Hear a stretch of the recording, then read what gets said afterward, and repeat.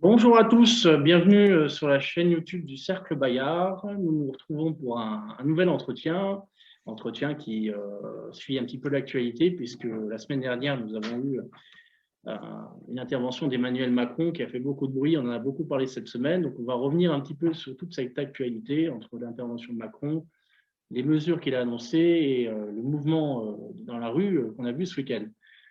Pour en discuter, on reçoit un intervenant que je remercie d'être là, Maxime Thibault, bonjour. Bonjour et merci au Cercle Bayard de me donner la parole. Merci à toi. Alors, pour te présenter rapidement, donc, tu es docteur en droit public et chroniqueur, je ne sais pas si on peut dire comme ça, sur Sud Radio notamment, Ouais. RT France, etc. Voilà. Je ne sais pas si tu veux ajouter quelque chose à cette présentation. Oui, j'interviens sur tout ce qui est question de droit, de liberté fondamentale. Alors après, moi, j'ai fait une thèse sur le droit électoral, mais c'est vrai que j'ai enseigné un peu le droit public à la fac.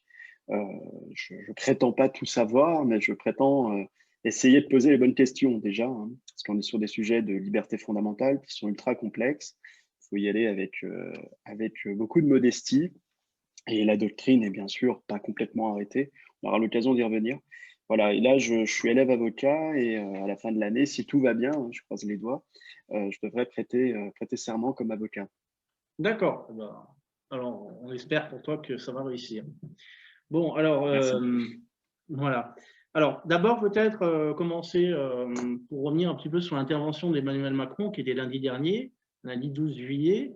Je ne sais pas ce que tu en as pensé. Moi, j'ai revu un peu ce discours. D'abord, sur la forme, je trouvais qu'il était très différent très différente des interventions précédentes. Mhm. Macron, d'abord, était debout, d'habitude, il était assis. Ensuite, il était beaucoup plus brutal, son expression était beaucoup moins empathique. Je ne sais pas ce que tu en as pensé. Moi, je trouvais que la forme était Bah, assez surprenante. j'ai trouvé oui, la forme très violente, très belliqueuse, avec ce mélange des genres entre la science, l'histoire, la puissance. Un rappel à la Troisième République, notamment parce qu'il était devant la Tour Eiffel, et que la Tour Eiffel est tout un symbole, hein, c'est l'exposition universelle, c'est la puissance de la France, c'est la science. La Troisième République, c'est l'union des Français, c'est le rassemblement des Français autour d'une idée qui est la République. Et j'ai trouvé que son discours, par contre, était très opposé à cette Troisième République parce qu'il était dans les divisions des Français, entre d'une part les gens vaccinés qui auront le droit à la liberté absolue, et puis ceux non vaccinés qui, par définition, selon lui, sont irresponsables et qui doivent avoir des droits qui sont inférieurs aux personnes vaccinées. Et j'ai trouvé cet esprit contraire à notre République. Alors, on aura l'occasion d'y revenir. Peut-être que le Conseil d'État, le Conseil constitutionnel donnera raison à cette vision, ce qui me dérangerait beaucoup. Mais en tout cas, on est très loin de l'esprit des Lumières et on a beaucoup d'ampoules qui ont grillé lors de ce discours du 12 juillet. C'est malheureux.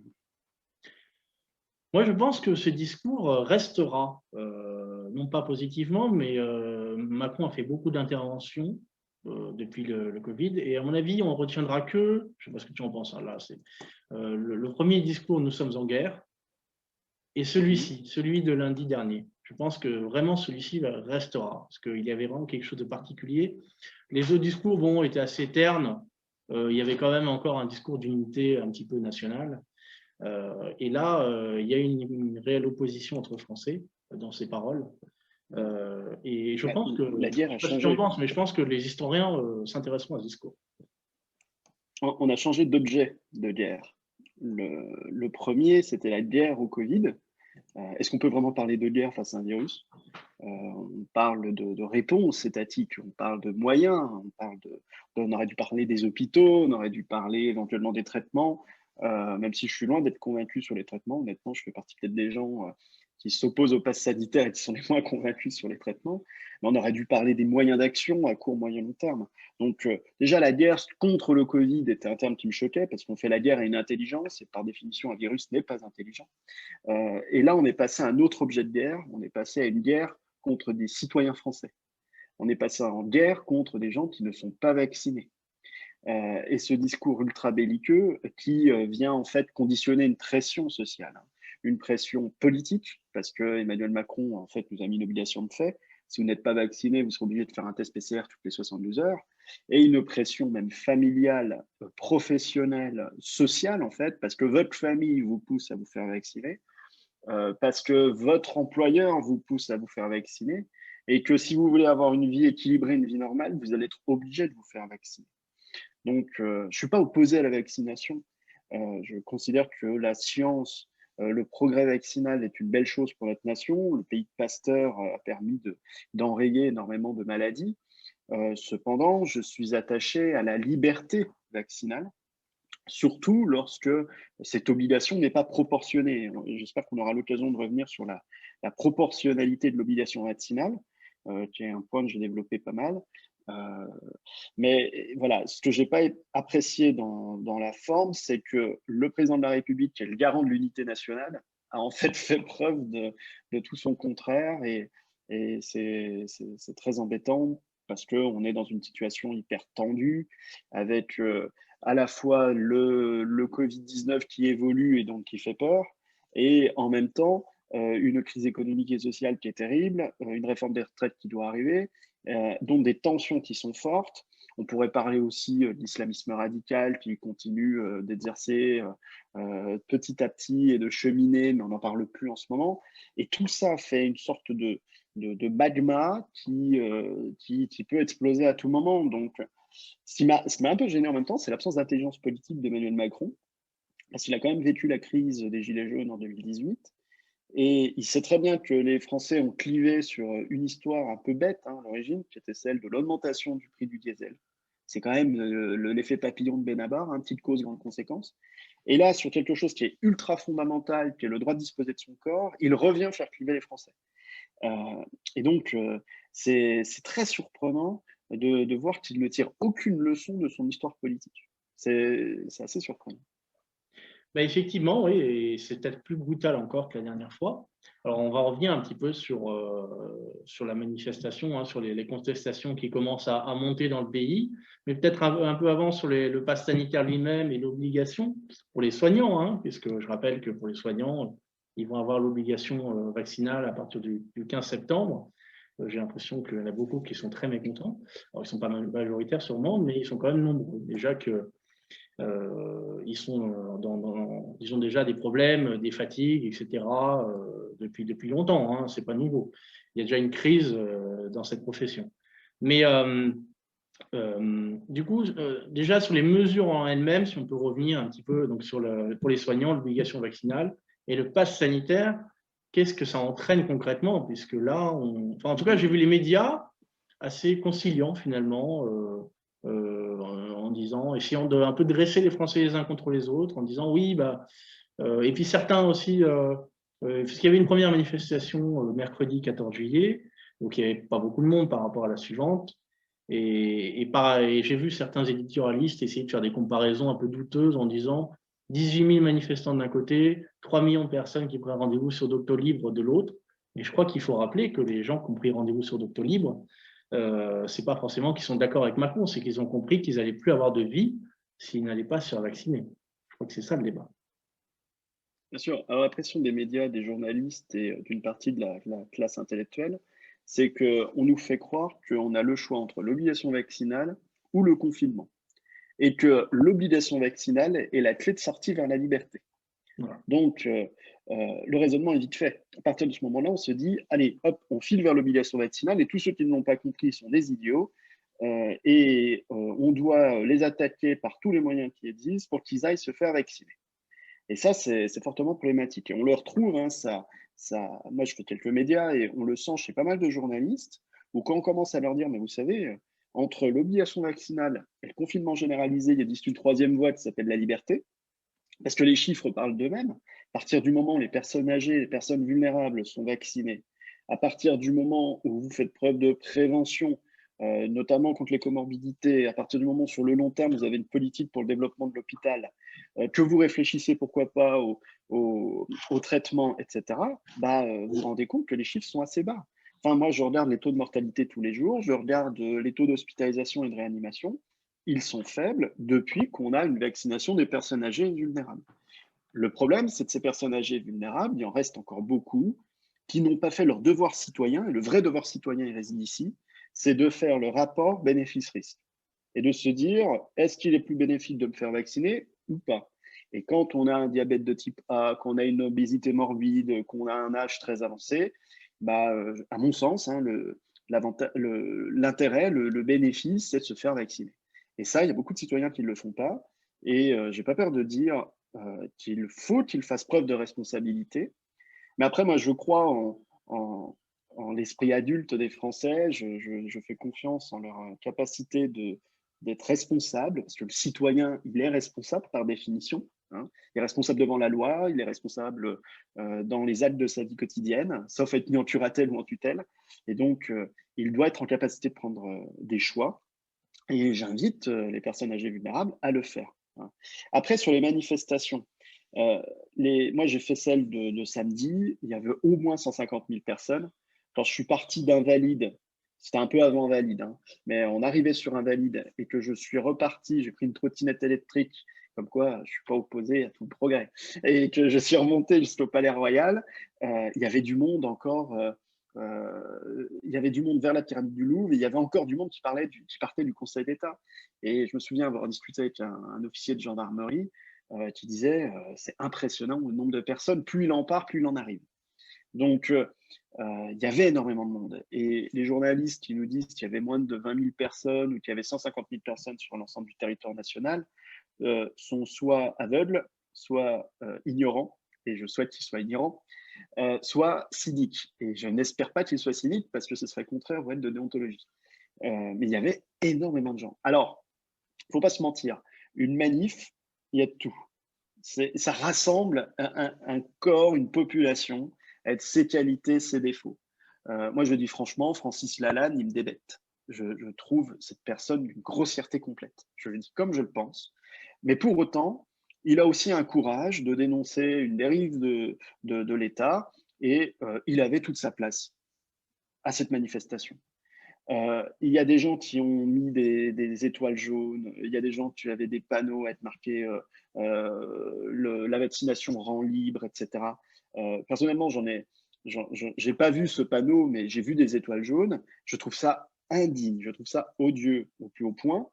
Euh, Ces gens sont présents, on ne va pas faire la police en leur demandant de partir. S'ils troublent l'ordre public, c'est à l'État de leur dire qu'ils n'ont pas le droit de revêtir ces insignes.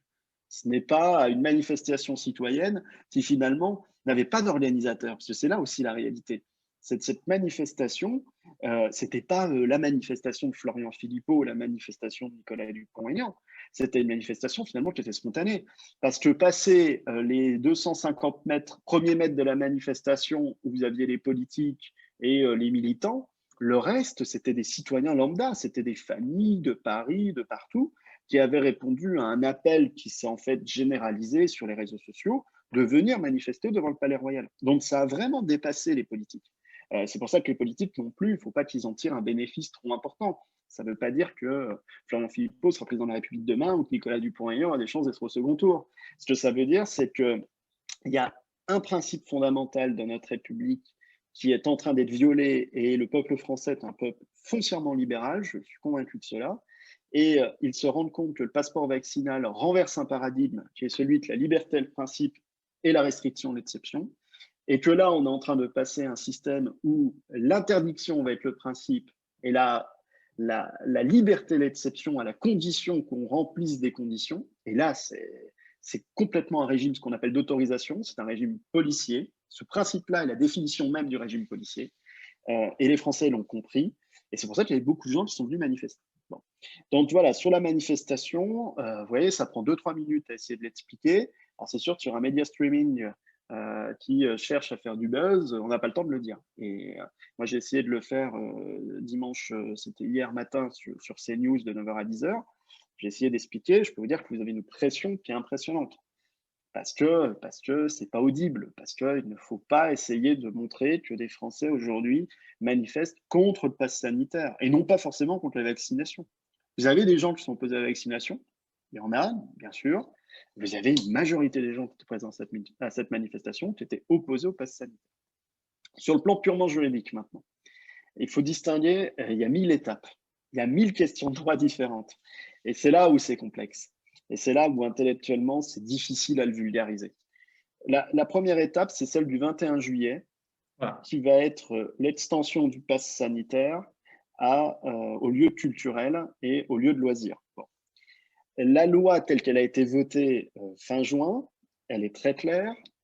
Le pass sanitaire ne peut être permis que pour les grands rassemblements. Pas fin juin, fin mai, pardon. Ne peut être permis que pour les grands rassemblements. Bon.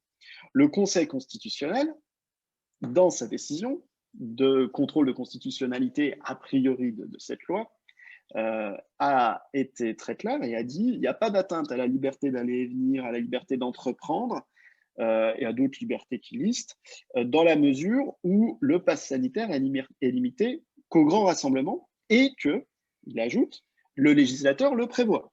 Donc, à partir de ce moment-là, pas de problème. Et il valide la constitutionnalité de cette loi. Bon. Le Conseil d'État, la semaine dernière, ou il y a 2 semaines, je crois que c'était début juillet, a été saisi en référé par la Quadrature du Net, qui est une association pour la liberté sur Internet, la protection des données, etc. Le Conseil d'État a rendu une ordonnance très intéressante, bon, où il vient expliquer que le pass sanitaire ne porte pas atteinte à la protection des données, au libre accès aux données, etc.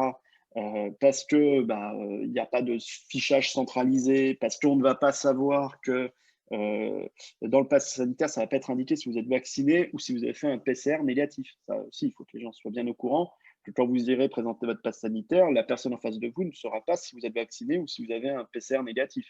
Elle saura simplement que vous êtes valide pour venir dans le lieu, dans l'établissement restaurant du public. Ça, c'est important. Bon. Dans cette ordonnance, on a cette explication-là. Et on a une autre explication. C'est que le Conseil d'État dit qu'il n'y a pas d'atteinte grave et manifestement, et manifestement illégale à une liberté fondamentale, et notamment celle d'aller et venir, parce que le pass sanitaire ne concerne pas les actes de la vie quotidienne. Donc ça, c'est hyper intéressant. Et pour connaître un petit peu le Conseil d'État et le juge des référés, c'est intéressant. Ça veut dire que le Conseil d'État, certes, applique la loi en disant la loi ne prévoit pas le pass sanitaire pour les actes de la vie quotidienne, mais en même temps, s'il insiste sur ce point, c'est que le Conseil d'État fait comprendre que si on allait plus loin, ça pourrait l'embêter. Bon. Donc, si on voulait le développer pour les actes de la vie quotidienne, ce pass sanitaire, ça pourrait poser des problèmes. Alors, la question qui va résider pour le 21 juillet, c'est que la loi actuelle ne permet pas d'étendre le pass sanitaire aux lieux de loisirs, aux lieux de culture. Donc, il y a des responsables de cinéma, du monde économique, qui ont saisi le Conseil d'État en fin de semaine dernière. Le Conseil d'État devrait se prononcer. Et si on fait le syllogisme, l'analyse juridique classique, normalement, l'extension par voie décrétale, parce que là c'est par voie réglementaire, du pass sanitaire aux lieux de culture, aux lieux de loisirs, devrait être suspendu. Et le Conseil d'État devrait dire c'est illégal.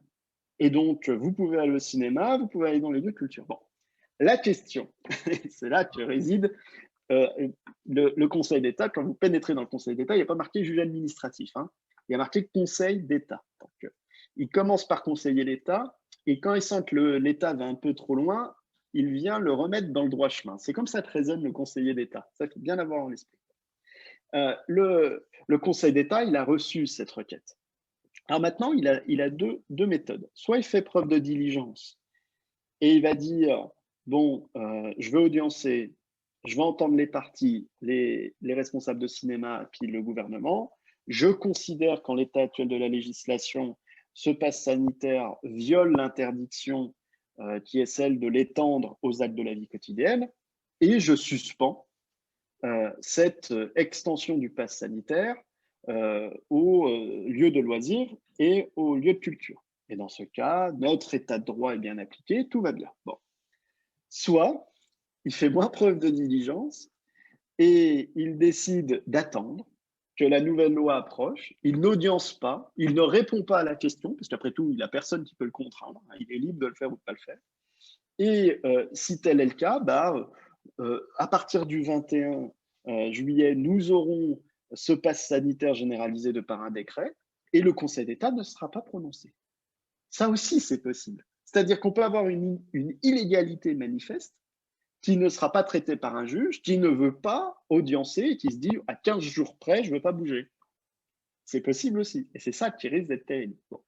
Il pourrait aussi considérer que le législateur étant en train de discuter de cette extension du pass sanitaire, il n'y a pas lieu de suspendre, il y a juste lieu de faire des mesures transitoires ou bien simplement d'attendre. Il faut aussi très bien faire ça. Considérer qu'il n'y a pas d'urgence parce que le législateur est en train de se prononcer. C'est tout à fait possible aussi.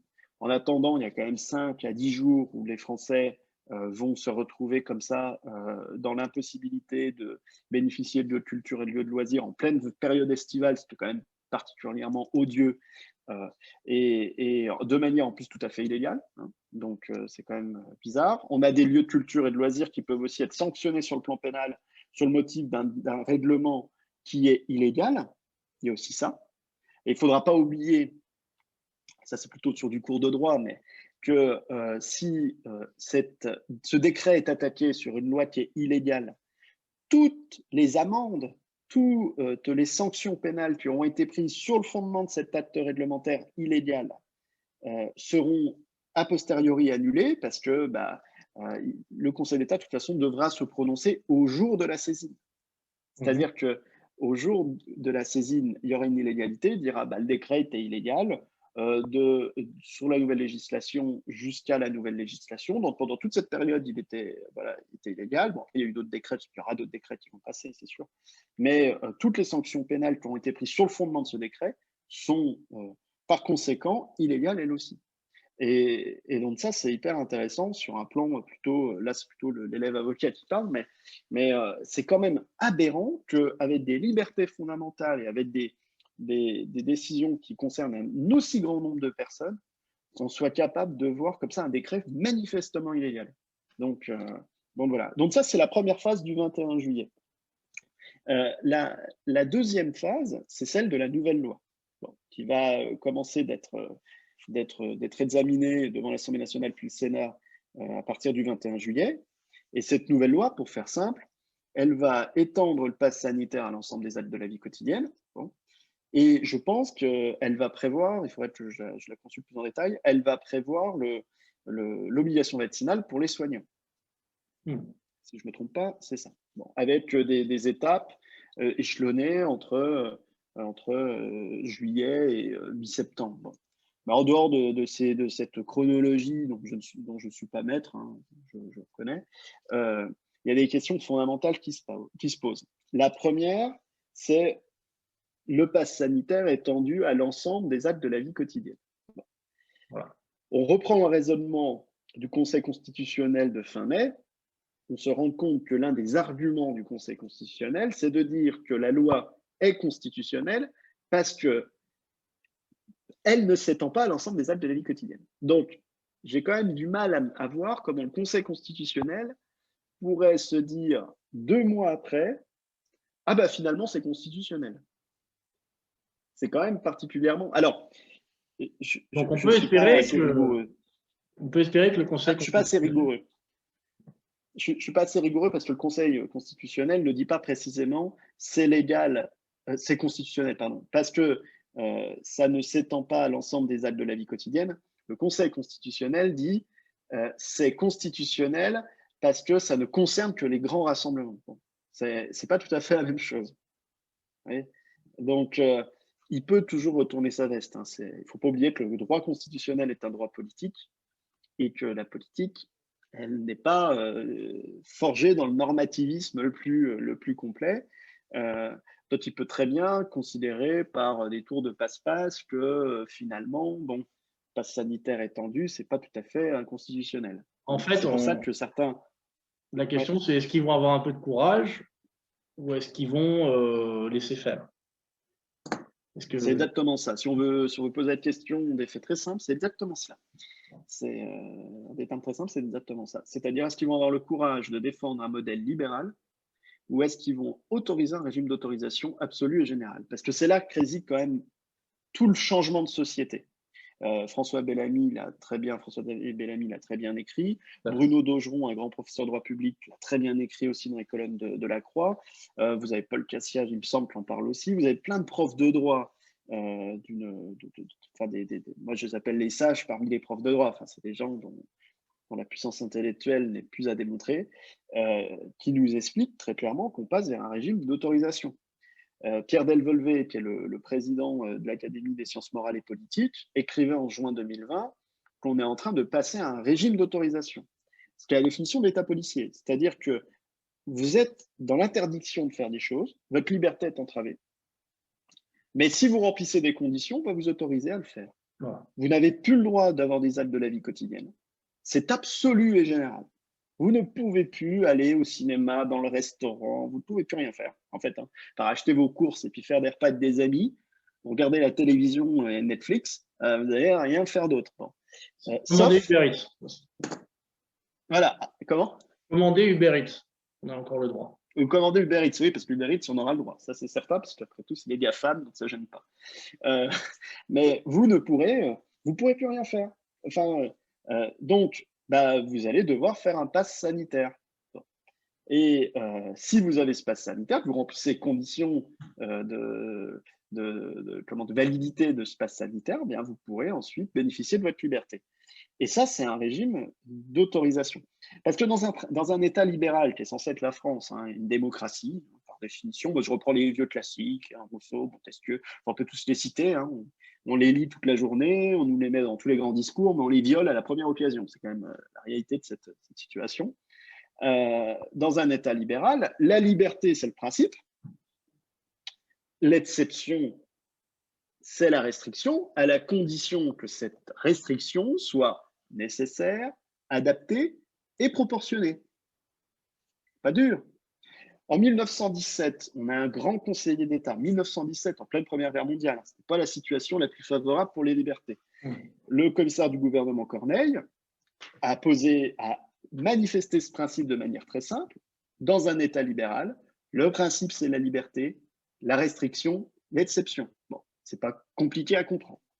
Ce qui s'est passé depuis 1 an et demi, c'est qu'on a progressivement vu arriver un nouvel outil qu'on tire du droit de l'environnement, qui est le principe de précaution. On ne sait pas ce qui va arriver, donc, vigilance, vigilance, on va prendre des restrictions, justifiées par le principe de précaution. Obligation du port de masque dans la rue, on ne sait pas si c'est nécessaire, donc aucune preuve scientifique. On ne sait pas si c'est adapté, et puis encore moins dans des petites campagnes ou dans des zones rurales où il n'y a strictement personne. On ne sait pas donc si c'est proportionné, et je pense que tout le monde a vu que c'était disproportionné, mais on l'oblige par précaution. Alors, le Conseil d'État n'a jamais utilisé le terme précaution, mais il en a fait toute l'application dans son analyse. Bon. Mais il n'est jamais allé jusque-là. Bon. Il a utilisé des principes un peu parallèles en nous disant il y a un principe de lisibilité et de simplicité de la norme pour que les gens comprennent, parce que vous savez, le français est trop con, hein, entre guillemets, c'est ça. Hein, le français est trop con, donc on va rendre des normes plus simples et plus lisibles, donc on va l'obliger, le généraliser. Et ça s'est installé comme ça, bon, dans un régime libéral. On a justifié des restrictions par un principe de précaution et par d'autres petits principes sortis de nulle part et complètement aberrants, le principe de lisibilité, le principe de simplicité de la norme. Et ça s'est installé. Tout ça a été dans un courant qui a été développé, qui a été intellectualisé par Michel Foucault, qui est celui du biocontrôle. Alors là, on est plus dans de la sociologie. Le biocontrôle, c'est que le gouvernement qui, pour faire simple, par définition, ne s'ingère pas dans la vie des individus, a depuis 20-30 ans décidé de venir normaliser nos vies, normer nos vies. Le port du casque obligatoire en moto. Bon. Après tout, si tu te plantes avec ta bécane, tu ne tues que toi-même. Pourtant, le casque est obligatoire. C'est pour te protéger de toi-même. Bon. Moi, je suis pour le port du casque en moto, parce que ce n'est pas une entrave qui est manifestement grave à une liberté fondamentale que de ne pas mettre un casque en moto. Mais là, il y avait déjà cet esprit-là. Hein. Le port de la ceinture obligatoire en voiture. Il y a des gens qui disaient, c'est une atteinte à ma liberté. Je n'ai pas envie de mettre de ceinture. Si je me plante avec ma bagnole, ça ne tuera que moi. C'est vrai. Hein.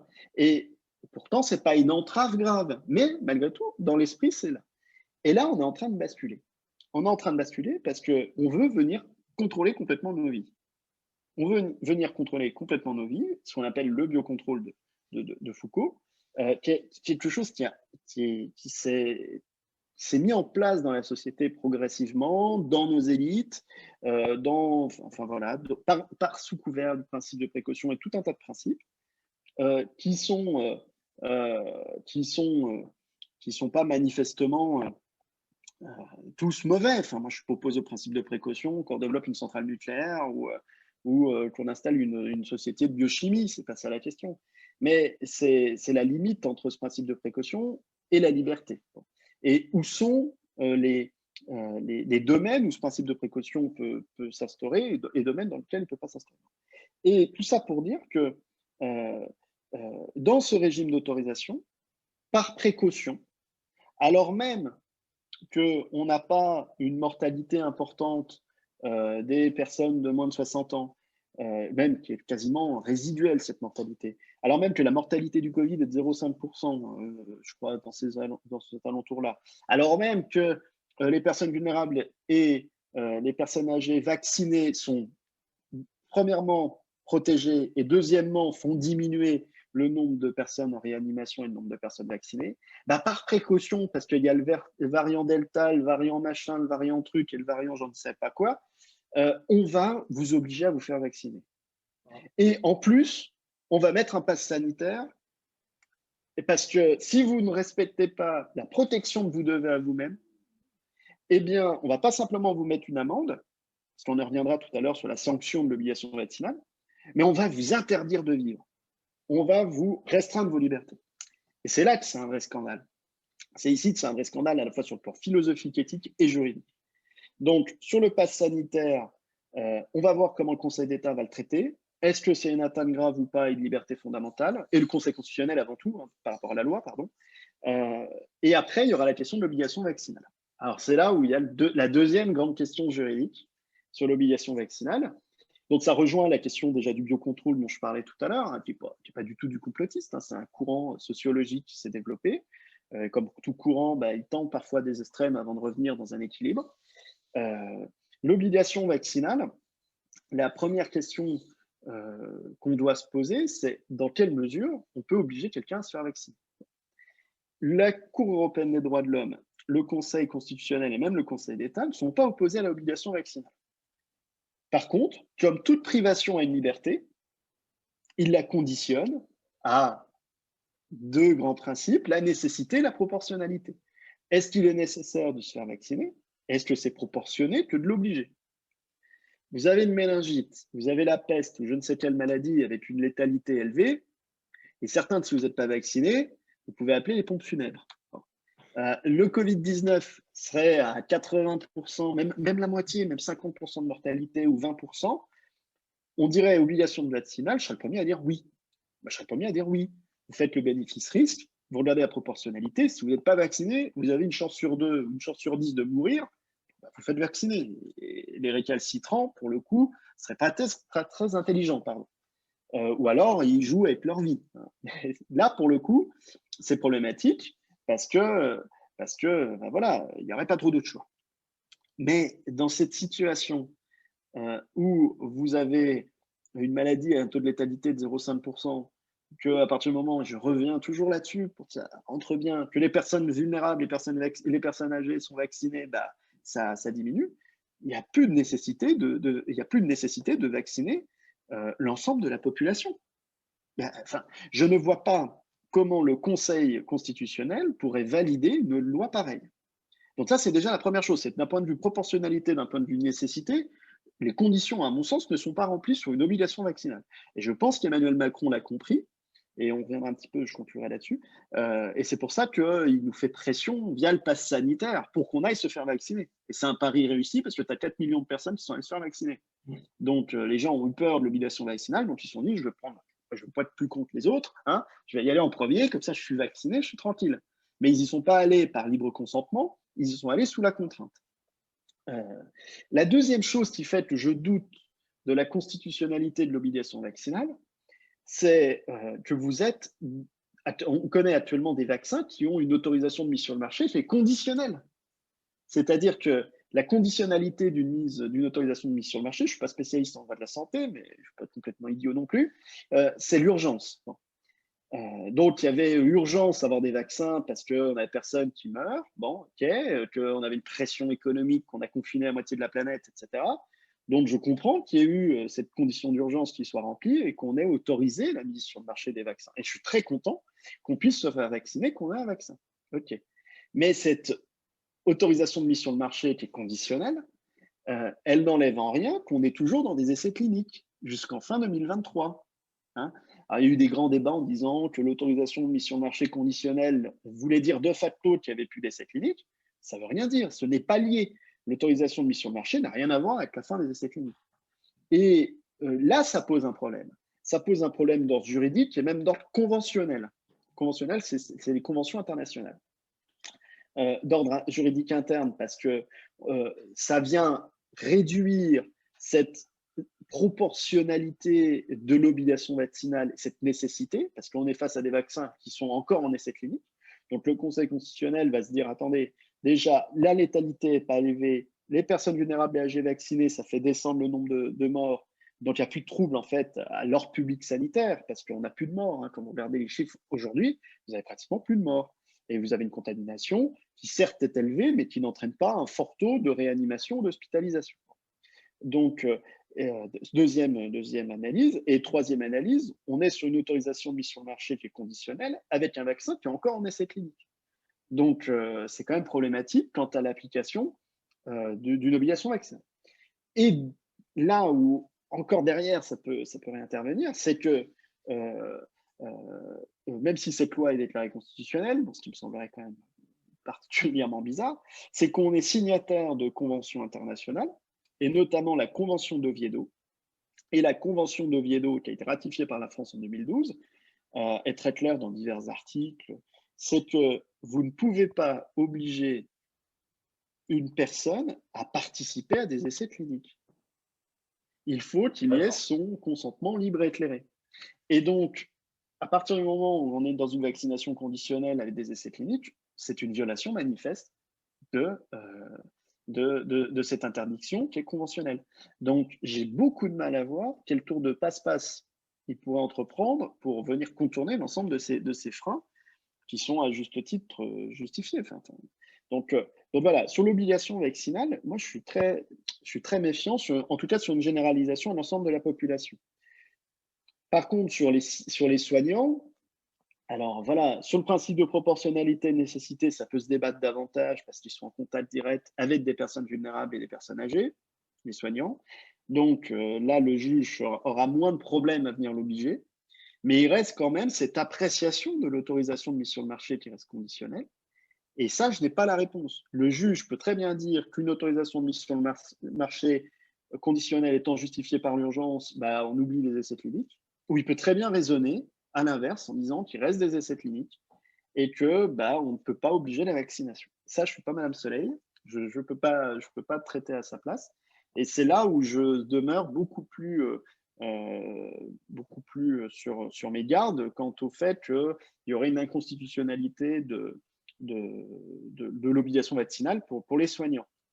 Voilà, parce qu'on a quand même une marche vers une marche très liberticide depuis 1 an et demi, avec un juge qui, même depuis 2015, avec les lois sécuritaires, l'urgence, l'état d'urgence sécuritaire, a quand même pas fait preuve de la plus grande défense des libertés fondamentales. Donc, je pense raisonnablement, et je reste toujours optimiste, parce que je suis un amoureux des libertés, et je pense qu'il reste ce petit truc chez les Français, chez nos élites, mais j'espère que le juge viendra censurer ces disproportions. Après, je suis assez réaliste quant au fait qu'il y a des pressions politiques, sociales, et que on a une évolution aussi qui n'est pas celle de la liberté. Voilà, donc ça, c'est les deux grands axes. Après, ça pose d'autres problèmes sur la liberté de travailler, par exemple. À partir du 1er septembre, il me semble que tout salarié, toute personne travaillant dans un établissement recevant du public dans lequel il y a une obligation de présenter un pass sera dans l'obligation lui-même d'avoir le pass. Donc, ça pose une question sur la liberté de travailler. Voilà, il y a une multitude de questions juridiques. Il y en a plein, je vais évacuer aussi, parce que voilà, il y a plein de moyens qu'on peut soulever qui font qu'on peut s'opposer à tout ça. Et oui, sur l'obligation vaccinale, c'est ce que je voulais dire. il y a la question de la sanction à l'obligation vaccinale. Imaginons dans l'absolu que la loi passe et qu'elle soit constitutionnelle. Il y a la question de la proportion et de la disproportion de la sanction aussi qui se pose. C'est-à-dire que d'aller sanctionner quelqu'un par une amende ou éventuellement de la prison et de sursis ou autre, parce qu'il ne respecte pas son obligation vaccinale, que ce soit en fait un délit, on va dire. Pourquoi pas? Ça peut être proportionné. Mais que la sanction au fait de ne pas s'être fait vacciner soit une privation complète de liberté, et finalement pratiquement une obligation d'assignation à domicile, hein, là c'est disproportionné. Donc il y a même la sanction du non-respect de l'obligation vaccinale qui elle-même est disproportionnée. Ça, c'est aussi un moyen qu'il faut qu'on soulève. On n'en parle pas beaucoup à la télé, parce qu'on se concentre sur l'obligation vaccinale, mais c'est quand même un moyen hyper important. Je pense que même la sanction de l'irrespect est disproportionnée. Donc ça, voilà. Mais j'ai l'impression qu'on fait de la littérature juridique parce que Emmanuel Macron est assez conscient des limites de ses annonces et que son objectif était assez simple, c'était que les gens aillent se faire vacciner, Ça a que marché. ça a marché, parce qu'il a, et que même si, comme la loi sécurité globale, il y a une inconstitutionnalité et que le juge vient faire le ménage dans toutes ces mesures liberticides, tant pis, les gens seront allés se faire vacciner. Donc, j'ai l'impression que le coup est réussi. De toute façon, il n'est pas un mensonge près, il n'est pas une manœuvre près. Il les a bien menti sur les vaccins. Donc, même si le conseil vient lui dire le contraire, il dira moi, j'ai pris mes responsabilités, machin, blablabla, le BD, etc. Donc, je suis tranquille. Voilà. Le coup est réussi, effectivement. Alors, tu as dit beaucoup de choses, mais je te remercie. Le coup est réussi, parce qu'effectivement, plusieurs millions de personnes ont tout de suite pris rendez-vous pour se faire vacciner. Mais ça laisse quand même un peu d'espoir au fait que le pass sanitaire pourrait à terme être levé. Si on suit ton raisonnement, entre les freins juridiques, qui sont quand même nombreux, hein, que tu as évoqués, et puis la contestation, alors les médias essayent de minimiser par ailleurs, mais qui est quand même réelle. Parce que tu dis 150 000 personnes à Paris, et il y en avait sans doute autant, voire davantage dans le reste de la France. Moi, ce que je voulais, je ne vais pas revenir sur l'aspect juridique, parce que je pense qu'on a fait un bon tour, et je te remercie pour ça. C'était très intéressant. Je t'en prie. Tu as parlé un petit peu, tu as dit beaucoup de choses, j'ai pris un peu des notes parce que, pour retenir un petit peu. Tu as parlé effectivement de disproportion des mesures depuis 1 an et demi. Je crois que c'est vraiment ça qui caractérise cette crise. Peut-être qu'on pourrait y revenir là-dessus. Et sur le basculement qui est en train de s'opérer. Puisque, en fait, ce qu'on nous dit, c'est que le pass sanitaire, c'est la liberté. C'est un peu ce que dit Véran. Enfin, lui, il dit le vaccin, c'est la liberté. Donc, du coup, le pass sanitaire, c'est les libertés. On voit qu'en réalité, c'est quand même déjà, même sur le plan des contaminations, on voit qu'on peut continuer à contaminer même avec le pass sanitaire. Hein. On l'a vu récemment à Bordeaux, dans une boîte de nuit. Et on le voit dans d'autres pays où il y a eu des rassemblements, des événements avec des centaines de milliers de personnes. Et malgré le pass sanitaire, il y a des contaminations. Donc, on a du mal à en sortir. Mais est-ce que le pass sanitaire, c'est pas une dérive beaucoup plus grande et qui pourrait nous emmener demain? Parce que tu as parlé du principe de précaution. Effectivement, c'est très important. C'est ce qui est mis en avant aujourd'hui. Et au nom de ce principe de précaution, on pourrait avoir des mesures qui comptent d'autres passes demain. Je ne sais pas si tu penses que c'est réaliste, pour d'autres raisons, qui pourraient venir. Maintenant, on est prêt, on est conditionné à ça. Ça fait 1 an et demi qu'on a accepté, parce que globalement, on a accepté la restriction de toutes nos libertés. Je ne sais pas comment tu Oui, vois. c'est une question. Alors, je réfléchis beaucoup à ce point-là, parce que pour le moment, ce pass sanitaire, il va être conditionné dans le temps. C'est ce qu'on me répondra. On me dira, mais Maxime, tu dis n'importe quoi, il n'y a pas un changement de régime, parce que à partir du moment où on sortira de l'état d'urgence sanitaire, le pass sanitaire disparaîtra. À mon avis, c'est aussi comme ça qu'ils vont le conditionner légalement, constitutionnellement. Ils vont dire, on a un pass sanitaire, c'est une mesure sanitaire généralisée, mais le jour où on sort d'état d'urgence, hein, parce qu'a priori, le 30 septembre, on en sort, hein, c'est prévu normalement. On oublie de le dire, mais a priori, on a jusqu'au 30 septembre. Sous la pression du modem, on a voté l'état d'urgence sanitaire jusqu'au 30 septembre. A priori, au 30 septembre, on en sort. Après, il n'est pas très compliqué de refaire passer une loi et de repartir sur 6 mois d'état d'urgence sanitaire. Avec un Parlement et une Assemblée nationale, notamment l'Assemblée nationale qui est aux ordres d'Emmanuel Macron, il ne devrait pas y avoir de problème. Donc, on me répondra, on est un État libéral. Hein. Alors, on a des restrictions qui sont absolues et générales, mais elles sont contraintes par un état d'urgence. Et par définition, l'état d'urgence nous fait sortir du droit commun. Mais on y revient à la fin. On revient toujours à la normalité à la fin. C'est mignon, mais elle est quand la fin? Bon. Donc déjà, il y a cette question-là. Puis la deuxième, c'est que l'on sait toujours que dans tous les mots, dans toutes les atteintes aux libertés fondamentales, il en reste toujours quelque chose. Il y a toujours quelque chose qui s'inscrit dans le droit commun. Et qu'est-ce qui va s'inscrire dans le droit commun? Et c'est là où je rejoins un peu Anne Levade, qui est professeure de droit public. C'est que le constat qui est à faire, c'est que les gens rentrent dans l'accoutumance et s'habituent Voilà. aux restrictions. Ils s'habituent aux mesures sécuritaires. Et quand on s'habitue à quelque chose, et c'est là où je vais plus loin qu'elle, c'est que cette accoutumance peut devenir une dépendance. Et il y a des choses qu'on a senties et qui étaient des marqueurs, à mon sens. C'est toutes ces personnes qui disaient oh, ils veulent retirer l'obligation du masque dans la rue, mais ils sont fous. On s'y est habitué, on est bien avec. Oui, mais c'est plus proportionné. On sait que ça ne sert à rien de le mettre dans la rue. Et on nous répondait, mais non, mais on sait pas quoi, ça ne sert à rien, mais c'est quand même mieux que rien parce qu'on ne sait jamais. Bon. Donc des gens se sont habitués à ça. Et là, qu'est-ce qui va se passer avec le pass sanitaire? C'est qu'on est un peuple qui est certes foncièrement libéral, mais on est aussi un peuple qui a connu quelque chose qui était assez peu commun dans le monde, qui a connu la féodalité. Et la féodalité, c'est quoi? C'est de mettre de côté sa liberté ou de la confier à quelqu'un qui va assurer votre sécurité. C'est de rentrer dans une servitude consentie et voulue. C'est ça la féodalité. Et on a cette chose-là qui est restée dans notre ADN de peuple français, qui est que malgré tout, même si on érige en grand principe la liberté comme le principe fondamental, et à droite, cet instinct de féodalité est revenu pas mal, pour certains, la sécurité est la première des libertés. Et ça, c'est quelque chose qu'on ressent beaucoup. Oui, mais de toute façon, si on n'est pas en sécurité, on n'est pas libre. Donc la première des sécurités, c'est la liberté. Ah non, ça revient à la définition de l'État policier.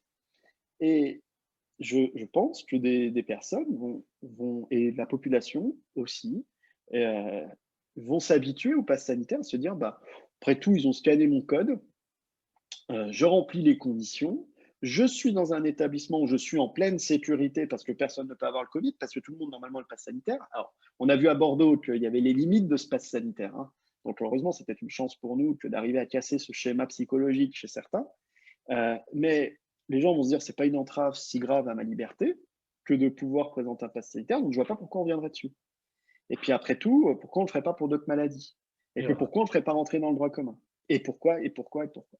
Et là, on tombe dans un truc où ça s'installe dans le droit commun parce que bah, la société influence le droit. Hein, et nécessairement, bah, au bout d'un moment, bah, on vient normer, on vient intégrer dans notre hiérarchie juridique, dans nos normes, des choses qui étaient 10 ans avant qualifiées comme attentatoires aux libertés fondamentales. Voilà. Et ça, c'est des grandes inquiétudes que j'ai. C'est-à-dire qu'on ne croit pas que le pass sanitaire sera limité dans le temps. Je pense que les Français vont en devenir dépendants. Là, je peux me tromper, mais c'est une intime conviction qui n'est pas forcément argumentée ni en droit, ni en rien. Mais je crois en cette faiblesse des Français qui est celle de devenir beaucoup plus facilement dépendants de la sécurité qu'il n'est attaché parfois à la liberté. Et on peut voir cette bascule vers voilà, un faux régime de liberté où la liberté est conditionnée. Alors, c'est des conditions qui ne sont pas si compliquées. Il suffit de vous faire vacciner. Ça prend 10 secondes et 3 centièmes à se faire vacciner. Mais malgré tout, sur le principe, c'est une atteinte. Et on ne sait pas sur le long terme ce que donneront les vaccins. Et les gens ont le droit d'en douter. Peut-être que les vaccins ne donneront rien et donneront tort à tous ceux qui avaient des doutes. Mais en même temps, douter, c'est pas dire j'affirme. Ou bien les vaccins nous entraîneront des maladies de Charcot, de Parkinson, de je ne sais quoi dans 10, 15, 20 ans. Quand on a 30 ans, ça pose des questions quand même. Hein. On a le droit de se dire, j'ai pas envie de choper une maladie de Charcot à 60 ans quand j'en ai 30 et que je suis en parfaite santé et qu'en plus je ne suis pas un trouble à l'ordre public de ne pas me faire vacciner. Donc j'ai le droit de douter. J'ai pas le droit d'affirmer que j'aurai la maladie de Charcot. J'ai pas le droit d'affirmer que les vaccins sont néfastes sur le long terme, mais j'ai le droit d'en douter. Et étant donné qu'il n'est pas nécessaire que je me fasse vacciner pour assurer la sécurité des autres, bah, j'ai le droit d'en douter davantage. Et, Voilà, mais c'est là où, voilà, où il y a on peut revenir à la question de la disproportion, donc il y a sur cette vaccination, il y a sur cette installation et cette accoutumance aux mesures de restriction.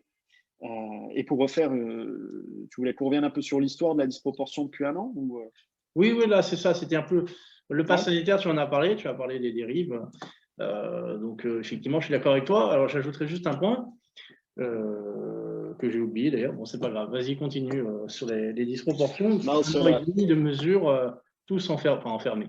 disproportionnée. Pas Alors, toujours, mais ce qui est intéressant, c'est d'entendre la disproportion aussi au regard de l'office du juge. Si on veut faire un peu de droit, mais vulgariser. Euh, le, le, la loi, quand elle a été, votée sur l'urgence sanitaire et tout ça, c'est une loi qui habilite le gouvernement à intervenir. Et donc, le gouvernement intervient, prend des mesures de restriction, etc. Et ces mesures de restriction, elles peuvent être disproportionnées ou proportionnées au regard de l'urgence sanitaire. Okay, mais on ne peut pas dire que le gouvernement est intervenu hors habilitation, parce qu'il y a le législateur qui, de prime abord, lui a donné l'autorisation. Et ça, c'est quelque chose qu'on oublie très souvent. On oublie très souvent qu'il intervient dans un cadre légal où le législateur, en période exceptionnelle, lui donne des pouvoirs qui sont plus importants que ceux dont il dispose habituellement. Et après, il y a l'analyse de ces disproportions. Et c'est là où la question se pose de l'office du juge, du Conseil d'État. Parce que c'est le Conseil d'État, en fait, qui analyse ces disproportions. Et il y a un outil qui a été créé dans les années 2000 qui s'appelle le référé liberté. Et le référé liberté a été créé au début pour, pour mettre fin à une atteinte grave et manifestement illégale à une liberté fondamentale, mais plus dans une dimension dite individuelle. Par exemple type, la personne qui se voit imposer une obligation de quitter le territoire parce qu'elle ne remplit plus les conditions pour pouvoir être sur le territoire national, bah, elle va faire un référé liberté et le juge va dire si c'est légal ou illégal. Un fonctionnaire qui va se voir révoquer de la fonction publique, il considère que c'est manifestement illégal. Bon, il est urgent de rétablir la légalité du moins de le rétablir dans ses fonctions parce que c'est illégal, etc. Les prisonniers, c'est un office qui est beaucoup utilisé pour les conditions de détention qui seraient attentatoires à la dignité de la personne humaine, tout ça. Donc c'est un office qui a été beaucoup plus utilisé pour défendre des libertés individuelles dans des cas très individualisés. Bon. Là, cet office-là, malgré le fait que dans la loi relative à l'état d'urgence sanitaire, il est prévu par le législateur que les Français, que les citoyens peuvent saisir, ou que toute personne peut saisir le Conseil d'État sur le fondement du référé liberté ou du référé suspension, malgré le fait que ce soit inscrit dans la loi, il n'en demeure pas moins que le Conseil d'État, qui, je le rappelle, est un conseil de l'État avant d'être son juge, n'a pas voulu et ne souhaite pas que ce référé liberté devienne un référé qui soit le synonyme d'un contre-pouvoir. Alors, je l'explique, j'essaie d'être clair parce que je ne veux pas dire d'erreur non plus. Je veux vraiment être pertinent sur le plan juridique là-dessus. C'est mon analyse, c'est que le Conseil d'État n'a pas voulu non plus devenir un législateur bis.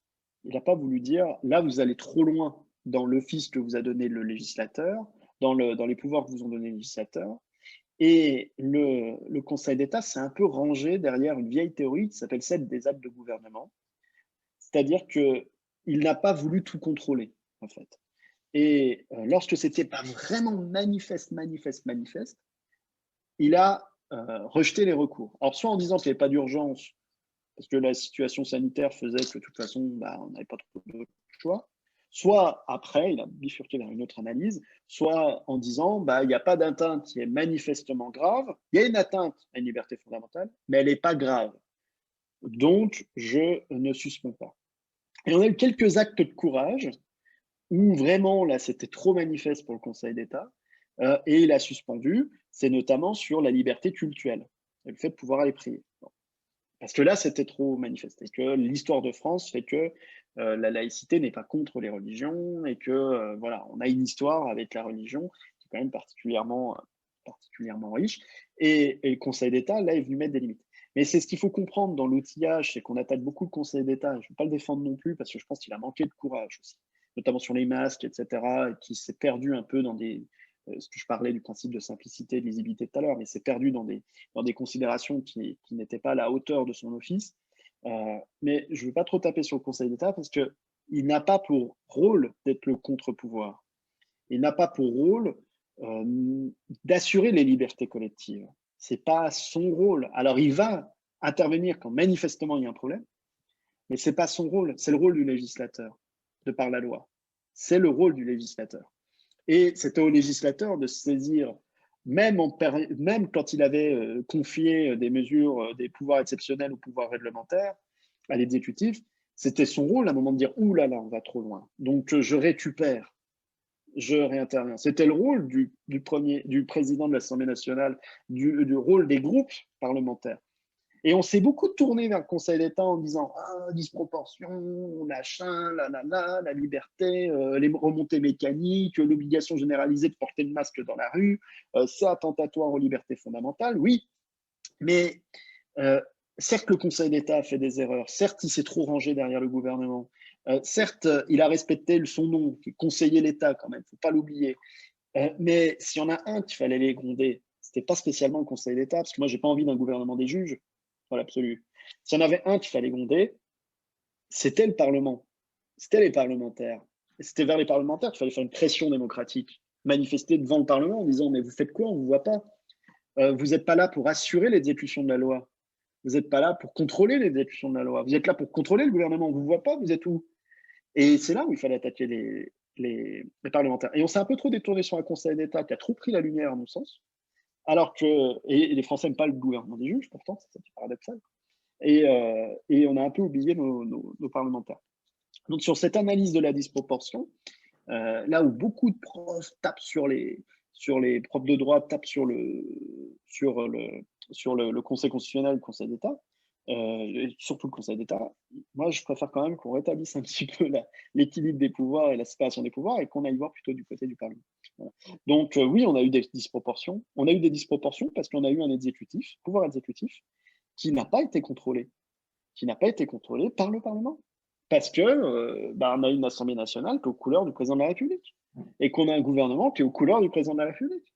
Donc, on paye, en fait, le fait majoritaire, qui est le fait que l'Assemblée nationale est la couleur politique du président de la République, qui, en soi, en tant que gaulliste, ne déplaît pas forcément, montre ses limites en période de crise. Et ce que nous a instauré Chirac en 2002 avec le quinquennat, moi, je n'étais pas très pro le quinquennat, je pense que c'est bien qu'on ait des élections intermédiaires, nous démontre ses limites. Et il faut mettre fin à ce quinquennat, il faut revenir à un septennat unique. C'est peut-être une des rares décisions avec lesquelles je suis d'accord. Je crois que c'est Xavier Bertrand qui demande un septennat unique, et d'avoir des élections intermédiaires. Parce que là, je suis convaincu que si on avait eu des élections législatives en ce moment, on n'aurait pas eu le même résultat, on n'aurait certainement pas le pass sanitaire. Et ça pose une question plus démocratique derrière. C'est aussi que, étant donné qu'on va mettre une interdiction absolue et générale aux Français de pouvoir se déplacer sauf avoir un pass sanitaire, est-ce qu'on ne peut pas les consulter par voie de référendum? Ou est-ce qu'on ne peut pas faire une dissolution de l'Assemblée nationale et refaire une élection législative? Après tout, si on est vraiment respectueux dans l'âme des dispositions comment dire, pas des dispositions, mais de la démocratie, et qu'on est vraiment démocrate dans le fond, on consulte. Enfin, je suis sûr que si on avait un sondage, dans le secret de l'isoloir, avec un vrai débat, le oui ne serait pas si fort. Et voilà. Donc, la disproportion, elle est aussi de ce côté-là. Hein. On va finir là-dessus, mais effectivement, je pense qu'il y avait un référendum sur le pass sanitaire, je ne suis pas sûr qu'il passerait. Mais parce qu'en fait, on se rend compte, et je voulais peut-être, c'est ça que je voulais dire tout à l'heure, j'ai oublié, c'est qu'en fait, les gens qui étaient dans la rue ne sont pas des anti-vaccins primaires, contrairement à ce que veulent faire croire certains médias.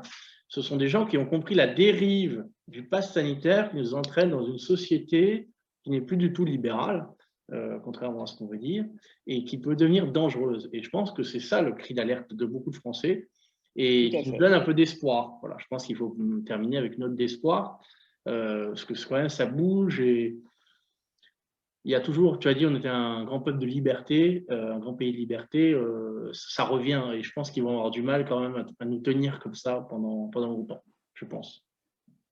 Tout à fait. Je pense que les Français ont souvent un gros besoin de sécurité et lorsqu'ils se rendent compte, pardon, que cette sécurité est manifestement disproportionnée à l'objectif poursuivi, on regarde l'objectif poursuivi, c'est là où le relent de liberté est très fort.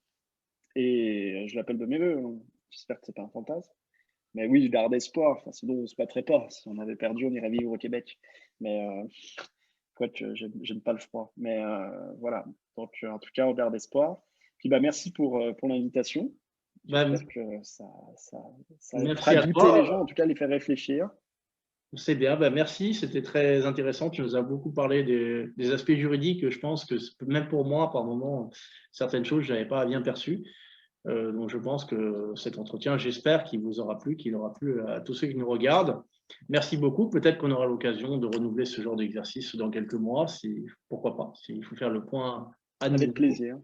Voilà, je vous invite à vous abonner à notre chaîne, à partager la vidéo si ça vous a plu, et puis à suivre Maxime sur les réseaux sociaux. Vous pouvez le retrouver. Il donne souvent son avis sur l'actualité. Voilà. Merci, à Merci. bientôt. À bientôt. Au revoir.